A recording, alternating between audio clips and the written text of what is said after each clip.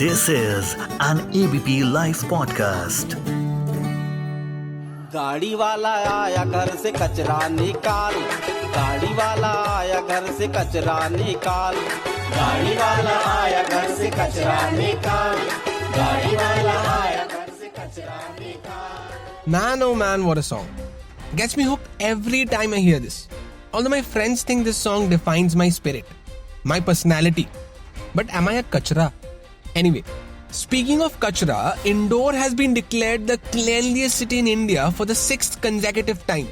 The union government's Swachh Survekshan survey released its results on 1st October, and Indore, which was at the 25th spot back in 2016, has climbed up the ladder to become the cleanliest city of India for straight 6 times in a row.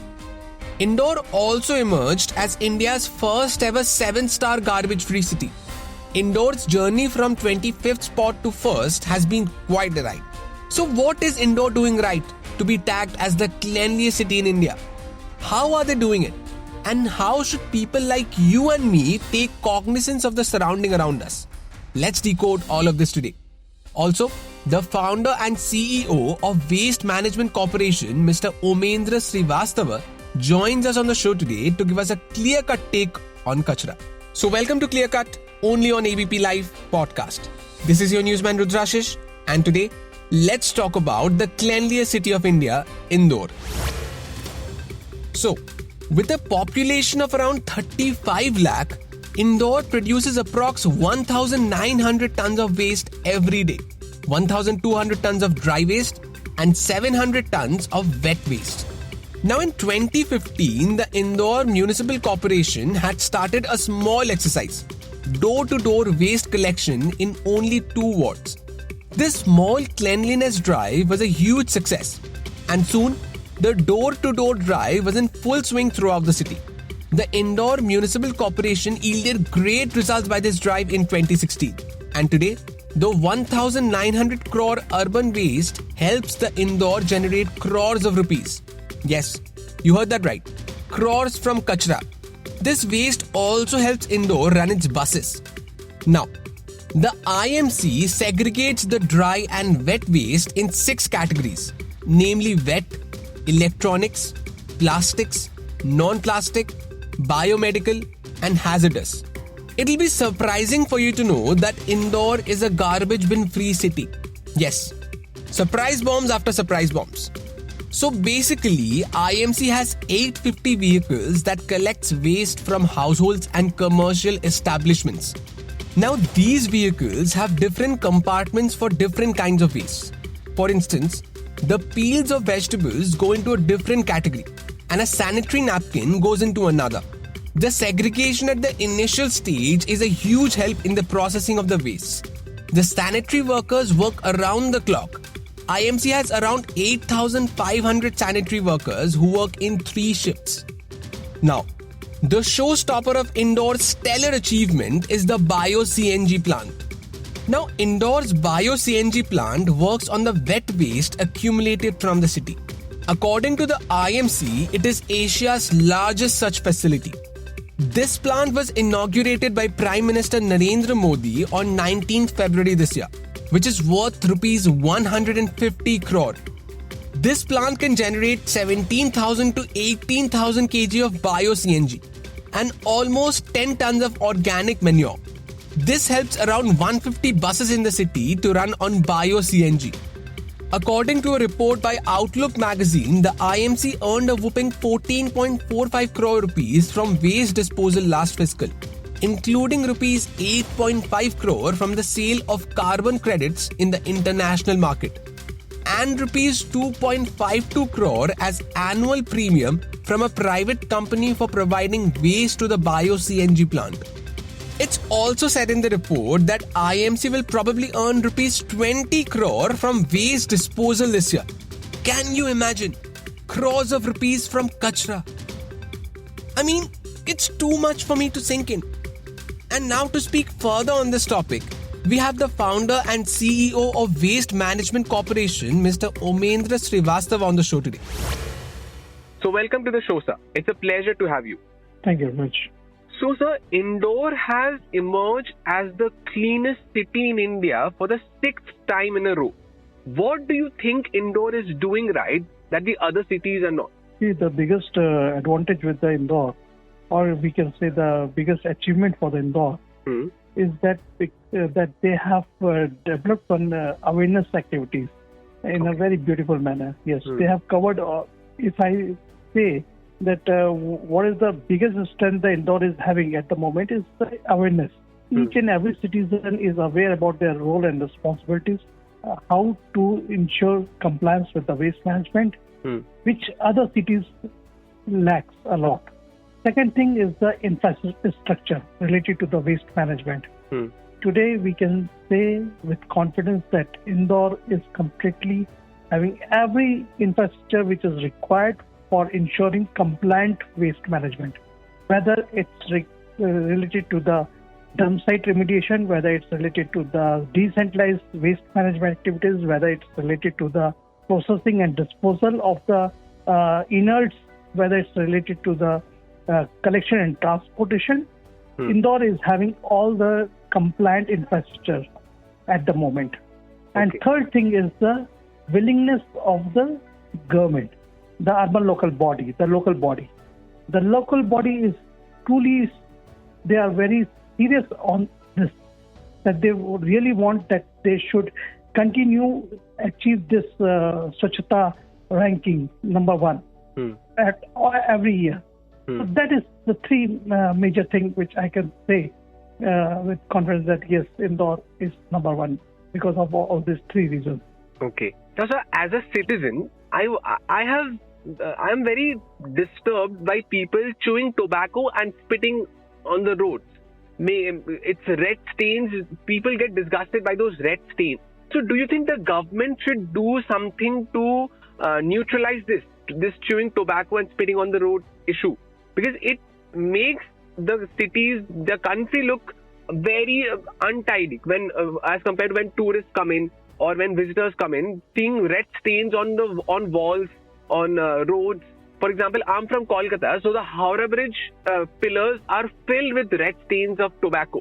So I think this is a pressing issue, and should the government do something about it immediately?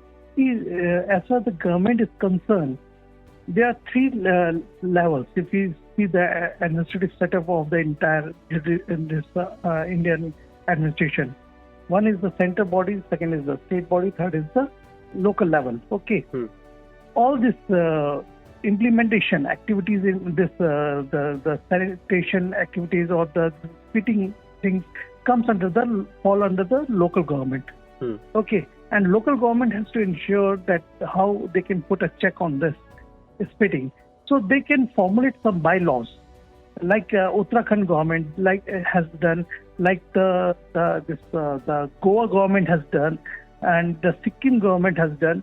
So what they have done? They have implemented the spitting policies. That if spitting bylaws they have introduced, that if somebody will spit in the public area, they will be penalized. Okay. So likewise, this local government has to act for this. The central government cannot play any role. Okay, so in this situation, the state governments have to take the municipal corporation also has the right. Municipal corporation is also an autonomous body. They can formulate their own bylaws. Okay, in the municipal bylaws, they can easily introduce all these things. A spitting act or spitting rules they can introduce. And the state government also can introduce all these things. They can enforce these rules on the local body also, that they should implement at their level. So it is up to the state and the local body to ensure. Okay. So, sir, as a person who is involved in the waste management process, do you think the people of India have improved or are they improving when it comes to garbage, waste management? Yes, they are. If you talk about 20 years back, people were when this solid waste management rule 2000 was introduced. Hardly any people were knowing about this rules. But today, after introduction of the Swachh Bharat mission, almost 90% of the population knows about there is something related to Swachh Bharat mission is going on, which is related to the waste management and sanitation. So people are now aware about, but they are not having that kind of infrastructure, or they are not so well versed with the rules and regulations, and also there is not a fear factor in them. Okay, because of that, they fail to comply with the late norms, as if because rules are already there. From 2000 rules are there. Okay, and in that when the rule to municipal solid waste management rules 2000 was introduced, at that time it was said that within 3 years' time, every local government has to ensure 100% compliance with that rule. But hardly one or two this urban local body did. In India, there is now more than 4,000 urban local bodies at the moment. Okay, and out of that, only 3 or 4 urban local body introduced this processing and disposal facility. Then the central government introduced another this mission, which was called as the Jawaharlal Nehru Urban JNURM, what we call it, mission. They introduced that mission, which was equal to like Swachh Bharat mission only.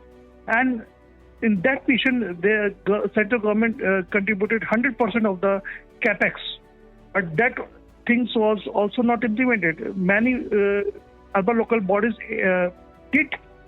created the facilities, but that facilities were not utilized in the manner it should be. And then what happened later on? After 3-4 years, that became condemned because it was not used. And again, the government has to incur more revenues. They have to incur more expenses just to get something implemented in order to keep the process moving, keep the waste process insured because of the fear of the NGT norms. So this is all, I think. But today we can say yes, that people are now aware about this Swachh Bharat mission. They are aware about waste management. They are aware about sanitation. But the fear factor is still lacking in public. Because of this, you don't find compliances everywhere. Exactly. And sir, since this is a festive season, it's Durga Puja, and now soon we are going to have Diwali. So I've noticed that in the festive season, people come out, they celebrate, they roam around the cities. And that's the time when most amount of garbage is thrown on the street. So how do you want to make the people aware about that? How do you want to make the people know that this is wrong? People may do it unconsciously as well. They just eat something and just throw the wrapper on the road. And coming from Kolkata, during the Durga Pujas, after the Durga Pujas basically, the streets are filled with plastic waste especially. So how do we promote that this is wrong, this has to stop, and this is for the greater good? As I said, the fear factor has to be inculcated here. When you enter in Delhi, you cannot drive the motorcycle without a helmet. Okay. Similarly, you cannot drive a car without putting the seat belt, because the fear is there. Okay. So, as you said, your question is your answer only. People are not having fear about the rules and regulations, and also they are not getting that kind of infrastructure where they can place this thing. Because if the idol which they have to immerse in the river, so they have to provide some scientific kind of banks, river banks, where they can immerse that idols of the Durga. Okay, and if you don't provide those things, then what the public will do? Public will go with the emotions. Exactly. Okay, so you have to create an infrastructure for the public, and secondly, simultaneously you have to implement the rules effectively. You have to enforce the rule. You have to put some heavy penalties. In like Noida, we implemented severe penalties on this bulk waste generators. We put severe penalties on the people who are using the plastics, and because of that, things have stopped. And similar things has to be implemented there also. Because if their fear is not, कहते हैं ना, बिना डर के प्रेम भी नहीं होता, भय बिन पीता जागे गोसाई. Similar is the thing. Exactly. तो भय आपको रखना पड़ेगा. Exactly. And so my last question. So Indore is the cleanest city in India right now. So according to you, which cities do you think needs to work more to achieve this? Or is the least cleanest cities in India right now? I think the place where you are sitting at the moment. Actually, I'm sitting at Noida, but you are sitting in Noida, but you're talking about the Kolkata. Yes, I am from Kolkata. Exactly. Yes, I am talking about that Kolkata because I have been to Kolkata. Yes, I have been to Kolkata many a times. I have been to Asansol many a times, and I have seen there is a pathetic situation of the waste. Okay. Do you think the public awareness is still lacking there? In West Bengal, yes. West Bengal, people need to educate on this. They are well educated. People are very educated. In Kolkata, I will appreciate people are highly educated. People are there. But when the things come on the waste management, then it is just an eye wash. Okay. So as they say, cleanliness is next to godliness, and people need to work on that. Absolutely, Exactly. yes. Well, sir, it was a pleasure talking to you, sir. Thank you so much for your time. My pleasure too. Thank you. Thank you so much. So that's all the news and scoops I have for you today. This episode was produced by Lalit. This is your newsman Rudrashish Kanjilal signing off. Have a wonderful day ahead and keep listening to ABP Live podcasts.